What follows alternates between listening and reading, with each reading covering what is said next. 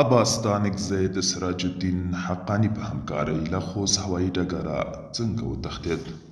سلام، وخت مو بخیر. پام وکړئ د نن ورځې تازه خبر ته. د طالب مشر ملا هیبت الله نوي منتقد او له دې ډلې څخه جلا شوی عباس ستانکزی وروسته له هغه چې د نیولو امر یې وشو، د خوست هوایي ډګر له لارې د حقاني شبکې مشر سراج الدین حقانی په همکارۍ دوبۍ ته د وتلو چانس موندلی دی. په ورته مهال په امریکا کې پخوانی ډیپلومات نجیب ننګیال د خپلو سرچینو له قوله ادعا کړې چې سراج الدین حقانی او عباس ستانکزی په سیاسیونو کې راتلونکي ګډ حکومت په تشکیل خبرې پیل کړي.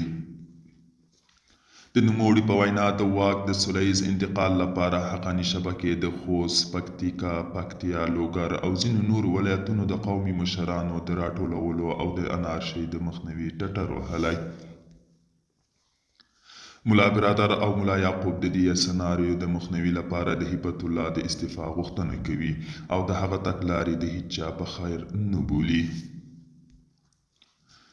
د ښاغلي ننګیال په وینا د برادر او یعقوب په هڅو ممکن یوه لویه ډله دیني علما د هیبت الله د نااهلۍ فتوا ورکړي او معزولې کړي.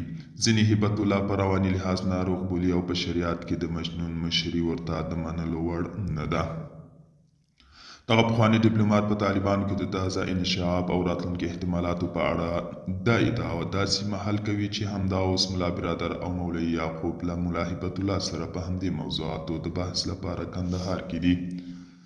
خو پخپله سراج الدین حقانی چې د جنورۍ پر 21 متحده عربي اماراتو ته سفر کړی لا هم همالته دی او بیرته کابل ته نه دی ستون شوی.